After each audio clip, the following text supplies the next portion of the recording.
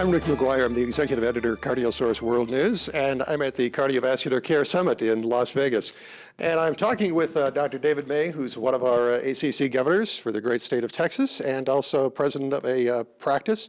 Dr. May, one of the things you were talking about here with Dr. Brush included the whole topic of data and why we need it and what we do with it, I guess. Let's talk a little bit about that. What were some of the points you were trying to make? Well, I think that the issues that are going to exist are that data collection is going to happen.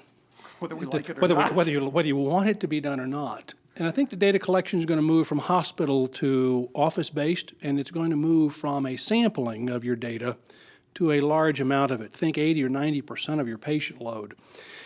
The talk with Dr. Brush and I was to answer questions, why do you collect data and how do you collect data? Collecting data is oftentimes confused with extracting data from a medical record, for instance, and they're really different things. The physician is responsible for, should be engaged in the process of the data collection. It's imperative that they understand what they're doing, what the metrics are, and how the flow needs to work to get all the data pieces. We then let the IT folks get it out of the data system for us and send it off to wherever repository it's going. And that was really the focus of the talk today. I think we've gone from where we have hospital data to draw from to where cardiologists are looking at this thinking that it's hostile data, that this is just not going to make their life any easier and it's probably going to complicate things. Is the data you're talking about hostile? Should we be a little bit friendlier towards this data? What kind of an attitude should we have for this stuff? You should take ownership of your data first and know it's not hostile data. It's really what you're doing.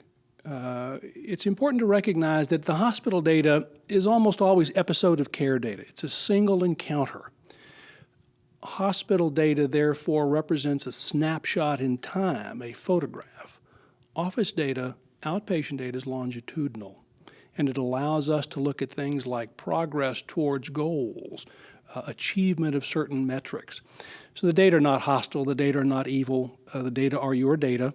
Make sure they're good, make sure that they are accurately reflecting what you do, and for goodness sakes, help them collect the data because it's in that process that you demonstrate quality. We are going to be measured on quality, and we are going to be reimbursed, at least in part, on quality.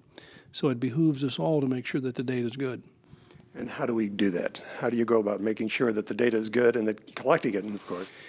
I think that the way that you make sure your data is good is three things. First off, you are compulsive about making sure that you collect the data in a reliable fashion. Don't let it be a random process, gee, I do good care when I remember. That's not a good approach. The second is to review your data, periodically assess where you are, take corrective action. And the third is really try to follow the guidelines-based strategies and appropriate use criteria that the college has put forward, because those are the metrics, like it or not, that have been adopted by the vast majority of the third party. Everybody wants to live in Lake Wobegon where everybody's above average. If you get a number back and then you're not as high up as you would think that your practice should be, what does that tell you? Should it depress you?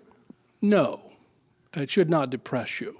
You should do at that point a couple of things. First, assess what has gone wrong.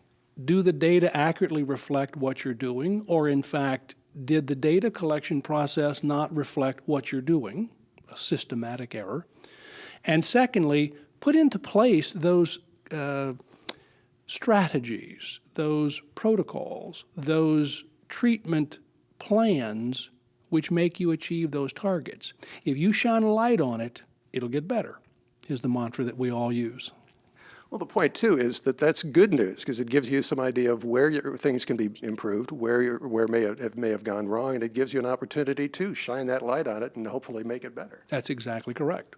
The data collection process, although it sometimes seems painful, really lets you look at what you're doing, and it's the result that is important. The improvement that occurs in care when we look at the data is phenomenal. The Door to Balloon Time success is an example of exactly that.